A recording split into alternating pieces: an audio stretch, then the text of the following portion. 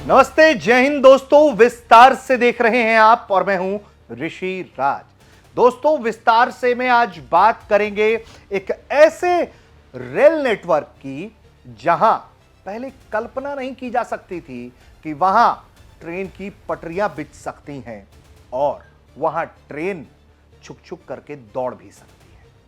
लेकिन यह सब कुछ हो चुका है और इंतजार है देश के प्रधानमंत्री का कि उस रेल नेटवर्क का वो उद्घाटन कर दे। नींव भी इस प्रोजेक्ट की रखी तो बरसों बरस पहले गई थी, लेकिन इसका जो शुरुआती फाउंडेशन है वो भी इसी सरकार के कार्यकाल में रखा गया, यानी कि नरेंद्र मोदी सरकार के कार्यकाल में रखा गया था। हम बात कर रहे हैं मिजोरम को ट्रेन रेल नेटवर्क से जोड़ने की मुहिम की। इसके कई स्ट्रेटेजिक पॉइंट्स हैं, ये इस वीडियो में बताएंगे। रेल कनेक्टिविटी कैसी है, कितनी बड़ी है और ये कितना बड़ी उपलब्धि है, ये भी हमें समझना होगा, क्योंकि मिजोरम का जो पूरा का पूरा आप देखेंगे कि जो रिहाइश है, जो लोग रहते हैं, मिजोरम का जो लोकेशन है वो कितना चुनौतीपूर्ण है और वहां रेल की पटरियां बिछाना कितना बड़ा चुनौतीपूर्ण रहा, कितने टनल्स काटने पड़े, कहां कहां क्या चुनौतियां, ये सब कुछ विस्तार से एक एक करके इस वीडियो में हम आपको बताने जा रहे हैं। तो चलिए शुरुआत करते हैं और सबसे पहले आपको बताते हैं कि देखिए, ये जो हमारे जो नॉर्थ ईस्ट के स्टेट्स हैं 8 राज्यों में, उसमें से 4 राज्य जो हैं अब रेल नेटवर्क के जरिए जो हैं ये जुड़ जाएंगे। ये एक बड़ी उपलब्धि है और इसमें मिजोरम का भी नाम आ गया है। क्या है ये प्रोजेक्ट, अब एक एक करके समझते हैं। शुरुआत में आपको पहले इस प्रोजेक्ट के बारे में बताएं कि ये जो प्रोजेक्ट है, ये पहला रेलवे लाइन इसका जो है वो बैराबी से सैरंग तक का है। सैरंग पहला मिजोरम का रेलवे स्टेशन होगा जो इस प्रोजेक्ट के कंप्लीट होने के साथ मिजोरम को मिलेगा। तकरीबन 51.38 किलोमीटर लंबा रेलवे लाइन जो है ये एक अल्टरनेटिव यात्रा का रूट देगा एयरवेज के अलावा इस पूरे रीजन में।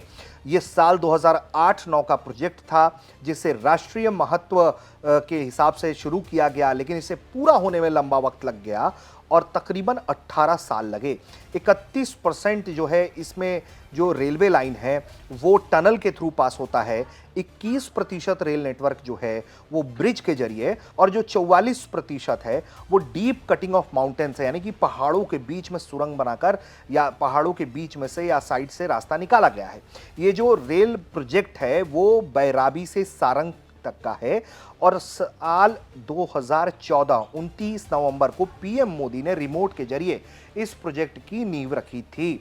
तो इस ट्रैक की कुल लंबाई 51.38 किलोमीटर, बनाने का खर्च तकरीबन 5000 करोड़ से ज्यादा। प्रोजेक्ट तकरीबन 99% तक पूरा। 4 हिस्सों में प्रोजेक्ट बटा हुआ है। बैराबी से होटोकी तक 16.72 किलोमीटर, होटोकी से कावनपुई तक 9.71 किलोमीटर और कावनपुई से मुआलखांग तक 12.31 किलोमीटर और मुआलखांग से सैरंग यानी कि आइजोल तक 12.84 किलोमीटर। तो ये एक प्रोजेक्ट है और प्राकृतिक सौंदर्यता तस्वीरों के जरिए हम आपको समझा ही रहे हैं। एक बयान भी आपको सुनवाते हैं और उसके आगे इसके स्ट्रेटेजिक पॉइंट्स पर बात करेंगे। ये प्रोजेक्ट एक हिस्टोरिकल इवेंट या हिस्टोरिकल मूवमेंट बोल सकते हैं, commissioning of this project Aizawl के लिए, क्योंकि हमारे नॉर्थ ईस्ट में टोटल जो 8 स्टेट्स हैं, 8 स्टेट में से ये 4th स्टेट जो है उसकी कैपिटल ये कनेक्ट होगी। सबसे पहले हमारी 3 कैपिटल कनेक्टेड हैं, गुवाहाटी, अगरतला और ईटानगर, और ये 4th स्टेट होगी। ये one of the remotest state आती है और ये पूरी की पूरी स्टेट जो है हिली एरिया पे है, मतलब कि हिली एरिया में है। और इसमें जो है ट्रांसपोर्टेशन फैसिलिटी जो है काफ़ी इशू रहता है, क्योंकि अभी तक जो है हाईवे का जो कंडीशन भी बहुत अच्छा नहीं है और बाकी जो सिर्फ बाय एयर वाला ही जो है आने जाने का जो है मेन यहाँ पर मीडिया है। ये जो प्रोजेक्ट है टोटल 51.38 किलोमीटर लंबा है और इस प्रोजेक्ट को जो सेंक्शन 2008-9 में सेंक्शन हुआ था और इसका जो इम्पोर्टेंस को देखते हुए गवर्नमेंट ऑफ इंडिया ने इसको नेशनल प्रोजेक्ट डिक्लेयर किया था। उसके बाद में इसका सर्वे किया गया, सर्वे के बाद में लैंड एक्विजिशन हमारा हुआ था 2014 तक और honourable prime minister of India Shri Narendra Modi ji ने इसका फाउंडेशन स्टोन लिए किया था 29 नवंबर 2014। फिर फिजिकली इस प्रोजेक्ट पे काम शुरू हुआ था और अभी जो हमारा 2025 में आके ये प्रोजेक्ट हमारा कंप्लीट हुआ है। तो दोस्तों ये तो आपने इस प्रोजेक्ट की खासियत सुन ली। अब इसके इंपॉर्टेंट व्यू पॉइंट हम दिखाते हैं जो जियोपॉलिटिक्स के लिहाज से भारत की रणनीति के हिसाब से महत्वपूर्ण हो जाता है। एक्ट ईस्ट पॉलिसी, इसका नाम सुना आपने? बहुत बार सुना होगा, क्योंकि एक्ट ईस्ट पॉलिसी के तहत भारत अपने पूर्वोत्तर राज्यों को मजबूत कर रहा है। क्यों? क्योंकि पूर्वोत्तर में चुनौती बड़ी है। पहले से चीन का अग्रेशन है हमारे सामने, और हाल के वर्ष में एक चुनौती खड़ी हो रही है जहां कट्टरपंथ, उग्रवाद, आतंकवाद सेफ लैंड होता जा रहा है पाकिस्तान के बाद। उस जगह का नाम है बांग्लादेश, और म्यांमार की भी स्थिति बहुत अच्छी नहीं है दोस्तों। ऐसे में मिजोरम का ये इलाका स्ट्रेटेजिक पॉइंट ऑफ व्यू से बहुत अहम हो जाता है कि यहां हमारे सैन्य कर्मियों तक की जो पहुंच है, रसद की पहुंच है, जो हथियारों की पहुंच है, उसको फ्रीक्वेंट किया जाए। एयरवेज के अलावा और हमारे पास अल्टरनेटिव रूट्स हों कि हम जल्द से जल्द अपने लोगों तक पहुंच पाएं, उनको मदद पहुंचा पाएं, जरूरत पड़ने पर सैनिकों तक सामग्री जल्द से जल्द पहुंचा पाएं। तो स्ट्रेटेजिक पॉइंट ऑफ व्यू से भी ये बहुत अहम हो जाता है। तो इस पर भी अब एक जरा विस्तार से नजरिया डालते हैं हम जरा। मिजोरम जो है वो भारत के उत्तर पूर्वी क्षेत्र में एक भू अबाध्य, मतलब जिसे हम लैंडलॉक्ड कहते हैं, वैसा राज्य है। यह बांग्लादेश और म्यांमार के साथ अंतर्राष्ट्रीय सीमाओं को साझा करता है। इस क्षेत्र में रेल कनेक्टिविटी जो हुई है वो भारत की एक्ट ईस्ट पॉलिसी और क्षेत्रीय भू रणनीति का एक महत्वपूर्ण हिस्सा रहा है। अब मिजोरम जैसे उत्तर पूर्वी राज्यों में रेल कनेक्टिविटी से फायदा यह होगा कि क्षेत्रीय व्यापार, उद्योग, बुनियादी ढांचे का विकास हो जाएगा। बैरबी सैरंग रेल लाइन जो है वो बहुत तेजी से कनेक्ट करेगा मिजोरम की राजधानी आइजोल को देश के अन्य हिस्सों से, यानी कि दिल्ली से मिजोरम तक एक तरीके से कनेक्टिविटी आएगी। इसके जरिए मिजोरम के प्राकृतिक संसाधन जैसे बांस, कृषि उत्पाद का निर्यात जो है वो बढ़ पाएगा। बांग्लादेश के साथ व्यापार भी बड़ी चुनौती है। मिजोरम से बांग्लादेश के साथ रेल कनेक्टिविटी जैसे कि अगरतला अखौरा रेल लाइन जो साल 2023 में शुरू हुई, कोलकाता से त्रिपुरा और मिजोरम जैसे राज्य तक की दूरी कम कर सकती है। ये सिलीगुड़ी कॉरिडोर चिकन नेक पर निर्भरता को कम करती है और इससे व्यापार लागत और समय में भी 2/3 की कमी आ जाती है। अगर हम बात करें बांग्लादेश के बंदरगाहों जैसे चटगांव और मोंगला की, तो उसका उपयोग मिजोरम के लिए सस्ता और तेज निर्यात का मार्ग बन सकता है।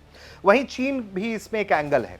चीन के साथ बेल्ट एंड रोड इनिशिएटिव चीन का जो है वो बहुत महत्वाकांक्षी प्रोजेक्ट रहा है।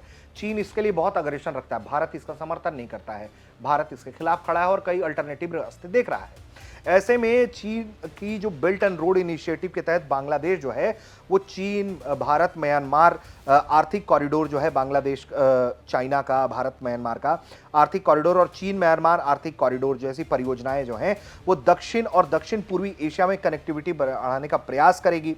मिजोरम में रेल कनेक्टिविटी भारत को इस क्षेत्र में अपनी उपस्थिति मजबूत करवाएगी, साथ ही वो चीन की बढ़ती आर्थिक और रणनीतिक पैठ का मुकाबला कर पाएगी। भारत के सामने एक और चुनौती है, जैसे समझिए कि चीन ने म्यांमार और बांग्लादेश पर भारी निवेश किया है और CMEC और क्याउफू बंदरगाह जो म्यांमार में विकास किया जा रहा है ताकि बंगाल की खाड़ी तक उसकी पहुंच बन सके और मलक्का जलडमरू मध्य पर निर्भरता कम किया जा सके। मिजोरम से रेल कनेक्टिविटी विशेष रूप से म्यांमार के साथ प्रस्तावित जो लिंक है हमारा जिरबिम इम्फाल मोरेह लाइन जो भारत को म्यांमार और एशियान देशों से जोड़ती है, इससे चीन के प्रभाव को बैलेंस आउट करेंगे। इसके अलावा अगर हम बात करें BCIM कॉरिडोर जो है वो कोलकाता से कुनमिंग तक जाता है, चीन को अरुणाचल प्रदेश के करीब लाता है, जिसे चीन दक्षिणी तिब्बत के रूप में दावा करता रहा है। मिजोरम से रेल और सड़क कनेक्टिविटी भारत को अपने उत्तर पूर्वी क्षेत्र में सैन्य और नागरिक उपस्थिति बढ़ाने में मदद करेगी, जिससे सामरिक संतुलन जो है वो बैलेंस हो जाएगा और भारत जो है वो बांग्लादेश के साथ अपनी कनेक्टिविटी जहां एक तरह से बढ़ा पाएगा, वहीं भारत का दबदबा भी बढ़ेगा और चीन पर निर्भरता कम हो जाएगी। हालांकि साल 2024 में जो है बांग्लादेश में रणनीतिक जो अस्थिरता रही है, भारत विरोधी भावनाएं रही हैं, उसने चुनौतियां पेश की हैं और मिजोरम के माध्यम से वैकल्पिक मार्ग जैसे Kaladan multi modal transit transport Bharat को बांग्लादेश पर निर्भरता कम करने में मदद भी करता है। एक्ट ईस्ट पॉलिसी की हमने बात कर ली। इसके अलावा जो रेल कनेक्टिविटी के जरिए भारत उत्तर पूर्वी राज्यों को वैश्विक व्यापार से जोड़ पाएगा।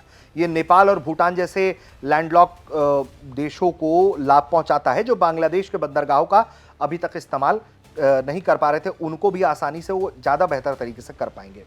इसके अलावा जो है हमने आपको बताया कि किस तरह से इसका एक संपर्क का रास्ता खुल जाएगा और सैन्य पहुंच भी हमारी बहुत बड़ी हो जाएगी। तो एक तरीके से ये बहुत अहम स्ट्रेटेजिक हमारा रेल लाइन है, जिसके जरिए भारत ने एक अच्छी उपलब्धि हासिल की है एक्ट ईस्ट पॉलिसी में। और चाइना कहीं ना कहीं, देखिए, तो ये तो लंबे वक्त का प्रोजेक्ट था और इसमें तमाम पहलू थे कि कैसे कनेक्टिविटी को मजबूत किया जाए। इसमें अभी तक क्या रहा है कि भले ही अभी आज के वक्त में हमारे चीन और बांग्लादेश से बहुत अच्छे रिश्ते नहीं है, रिश्ते खराब हैं, चीन लगातार इस तरह की चालबाजियां करता रहा है। ऐसे में भारत अपनी इस इलाके में उपस्थिति बढ़ा करके उन देशों पर अपनी निर्भरता को कम करेगा। कम करना भी एक बहुत अच्छी उपलब्धि है, क्योंकि ये जो देश हैं वो भारत को ऐसे देख रहे थे जैसे कि भारत उनके बिना यहाँ पे कुछ कर नहीं पाएगा, और ऐसे में भारत जो है अब नए रास्ते तैयार कर रहा है जिसके जरिए इन पर निर्भरता कम की जा सके। तो स्ट्रेटेजिक पॉइंट ऑफ व्यू बहुत अहम है इस रेल प्रोजेक्ट का, और वाकई में एक तरीके से ये प्रोजेक्ट जो है इंजीनियरिंग मार्बल है, जहां आप देख रहे हैं कि कैसे टनल्स के जरिए और ब्रिजेज के जरिए, पहाड़ों के बीच के जरिए, पहाड़ों के किनारे से इस तरह का जो टेरेन में इसको उपलब्ध किया जा रहा है, बनाया जा रहा है। अब उम्मीद है कि ये जल्द शुरू हो जाएगा, पीएम इसका उद्घाटन कर देंगे और ट्रायल्स हो रहे हैं। तो एक बड़ा प्रोजेक्ट है जो भारत की बड़ी सफलता को दिखाता है, इस क्षेत्र में भारत की बढ़ती दबदबा को दिखाता है, और यकीनन कहीं ना कहीं चीन और बांग्लादेश जैसे देशों को परेशान भी करता है। आप देख रहे थे विस्तार से।